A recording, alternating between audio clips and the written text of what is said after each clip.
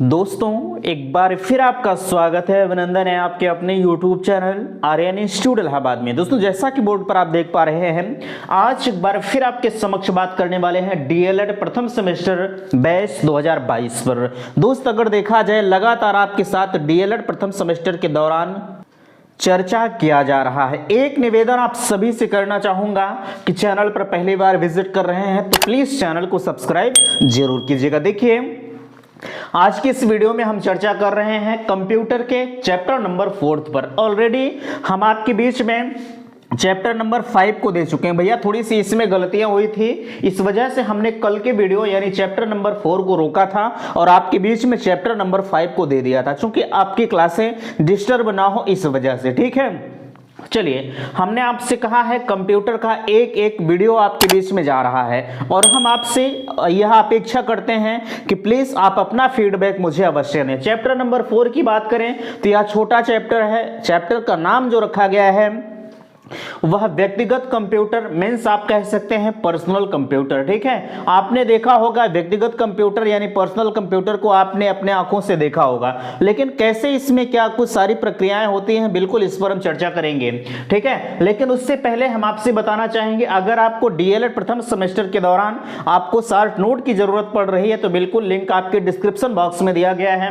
लिखा भी जा रहा है कि डीएलएड प्रथम सेमेस्टर के हस्तलिखित नोट्स प्राप्त करें मात्र जो है 150 रुपए में। ठीक है, आपको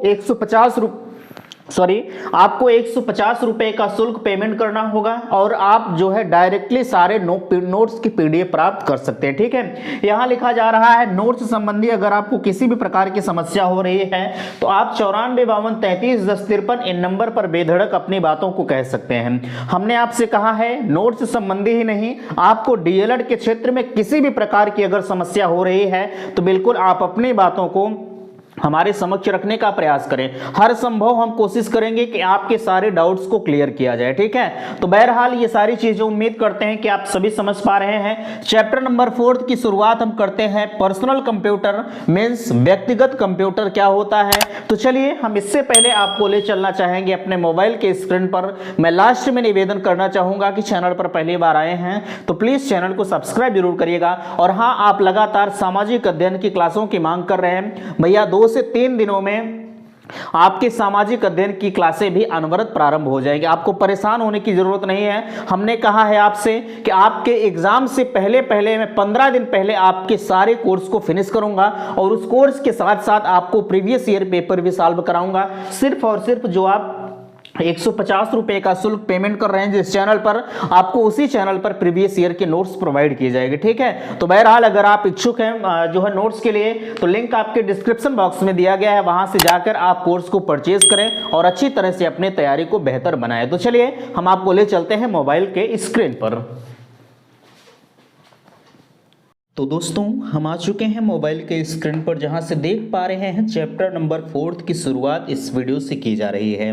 देखिए हमने आपको पहले भी बताया कि चैप्टर नंबर 4 का नाम रखा गया है व्यक्तिगत कंप्यूटर, या कहा जाए इसे हम पर्सनल कंप्यूटर कह सकते हैं। ठीक है, चलिए इसके बाद अगर हम इसके अंतर्गत बात करें व्यक्तिगत कंप्यूटर या पर्सनल कंप्यूटर, 25 मार्च 1989 को भारत में कैरी XMP-14 नामक प्रथम सुपर कंप्यूटर दिल्ली में स्थापित किया गया। इसका प्रयोग मौसम एवं कृषि संबंधी जानकारी को प्राप्त करने के लिए किया गया था। ठीक है, देखिए यह एक विशेष डेट आपसे पूछी जा सकती है कि व्यक्तिगत कंप्यूटर या पर्सनल कंप्यूटर सर्वप्रथम कहां प्रयोग किया गया था। ठीक है, तो आप कहेंगे 25 मार्च 1989 को भारत में आपके कंप्यूटर का नाम दिया जा रहा है।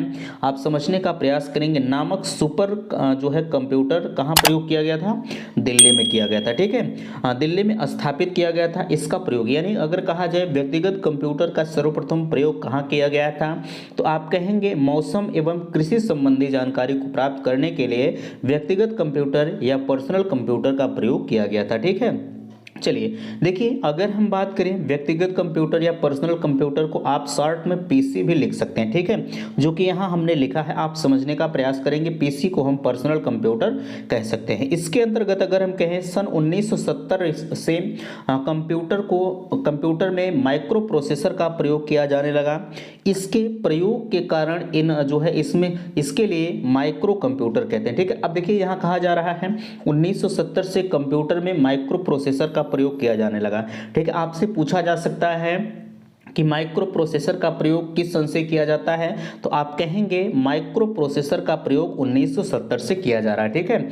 यहाँ कहा जा रहा है प्रोसेसर का प्रयोग किया जाना, इसके प्रयोग के कारण जो है, इसके प्रयोग के कारण यहाँ देखिए कहा जा रहा है इसके प्रयोग के कारण इसके लिए माइक्रो कंप्यूटर, किसके प्रयोग के कारण, यानी माइक्रो प्रोसेसर के प्रयोग के कारण इसे हम माइक्रो कंप्यूटर भी कह सकते हैं, ठीक है। चलिए यहाँ देखिए आगे कहा जा रहा है माइक्रो कंप्यूटर पर कई व्यक्ति एक साथ कार्य कर सकते हैं। इसलिए माइक्रो कंप्यूटर को व्यक्तिगत कंप्यूटर या पर्सनल कंप्यूटर या पीसी कह सकते हैं, ठीक है।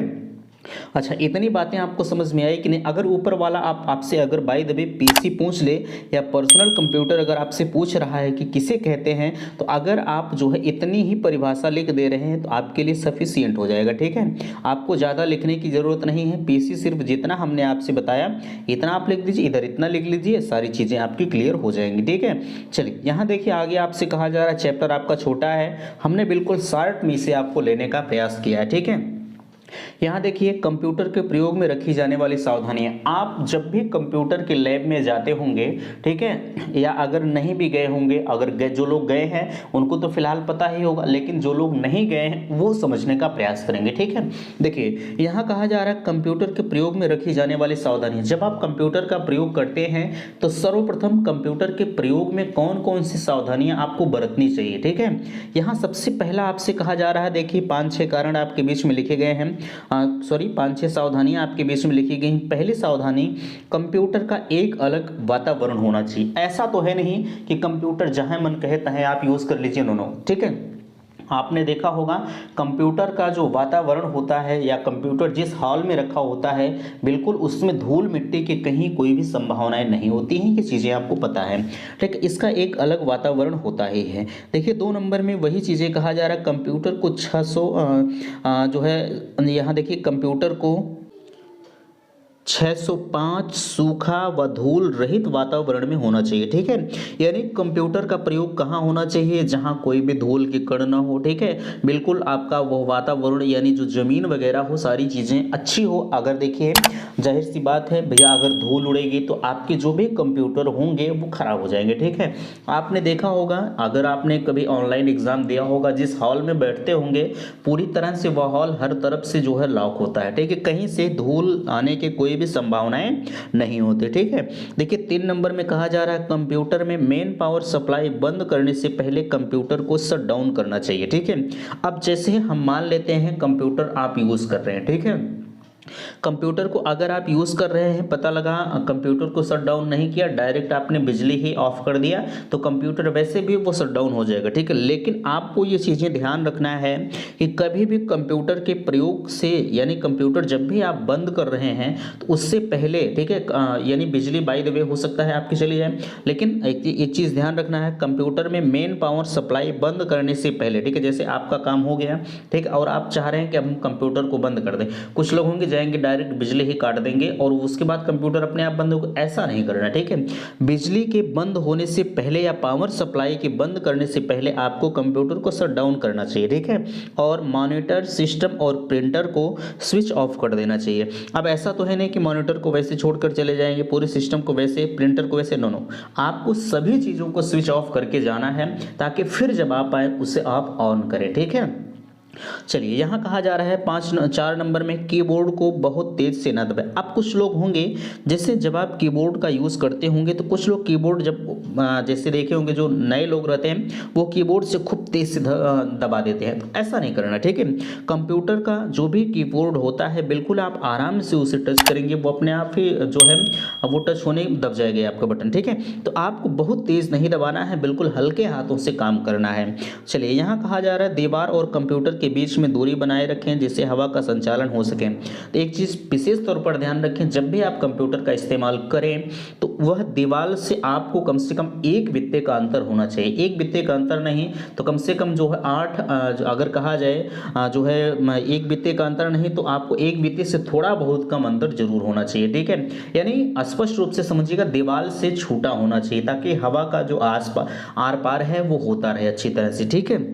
चलिए यहाँ देखिए कंप्यूटर की कुछ शब्दावलियाँ होती हैं। देखिए अगर देखा जाए तो चैप्टर नंबर 4 आपका बहुत बड़ा है, लेकिन भैया बिल्कुल हमने इसे शार्ट में लिया है। जो चीज़ें आपके लिए महत्वपूर्ण है सिर्फ और सिर्फ हम उसी चीज़ों पर चर्चा कर रहे हैं, ठीक है। देखिए अगर हम बिट की बात करें तो इसमें कहा जा रहा है भंडारण क्षमता या स्टोरेज कैपेसिटी को मापने की सबसे छोटी इकाई है।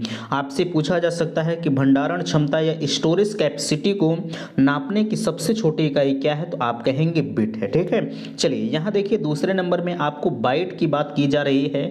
बाइट 8 बिट्स को एक सेट है, ठीक है। यानी आपसे पूछा जा सकता है कि 8 बिट्स का एक सेट क्या होता है, आप कहेंगे बाइट होता है, ठीक है। क्या इतनी चीज़ें आपको समझ में आई कि नहीं आई, बिल्कुल आप मुझे कमेंट सेक्शन में अवश्य बताइएगा, ठीक है। अगर आपको इस पीडीएफ की ज़रूरत पड़ रही है तो लिंक आपके डिस्क्रिप्शन बॉक्स में दिया गया है।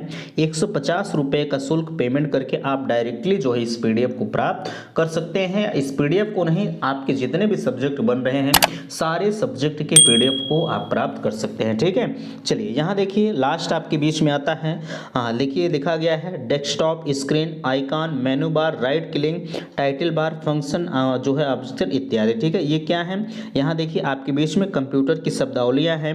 बहरहाल हमने सारी चीज़ों को डिफाइन नहीं किया है, लेकिन आप समझने का प्रयास करेंगे। डेस्कटॉप पे एक अगर कहा जाए कंप्यूटर की शब्दावली है, आइकॉन भी, menu bar, right click, title bar, function bar, object bar इत्यादि, ये सारी चीज़ें जो है ये कंप्यूटर की शब्दावलियाँ होती हैं, ठीक है। तो आशा करते हैं आज की वीडियो से आप संतुष्ट हैं। चैप्टर आपका छोटा था, लेकिन अगर देखा जाए चैप्टर तो फिलहाल के लिए छोटा था, लेकिन बिल्कुल हमने आपको उसी चीज़ों को इस जो है इस पीडीएफ में समाहित किया है जो आपकी परीक्षा की दृष्टि से महत्वपूर्ण है। बाकी सारी चीज़ों को हमने नज़रअंदाज कर दिया है, ठीक है। तो अगर आपको लगता है कि नोट्स आपको अच्छी लग रही है तो प्लीज़ इसे आप शेयर करें, वीडियो को लाइक करें, और चैनल पर पहली बार आए हैं तो चैनल को सब्सक्राइब करके जाएँ। हमने आपसे कहा है कि वीडियो के जब भी आपका जो भी जो है कोर्स समाप्त होगा तत्काल आपके लिए प्रीवियस ईयर पेपर भी सॉल्व कराया जाएगा। सिर्फ और सिर्फ जो आप 150 रुपये का शुल्क पेमेंट करके टेलीग्राम चैनल ज्वाइन कर रहे हैं, उसी टेलीग्राम चैनल पर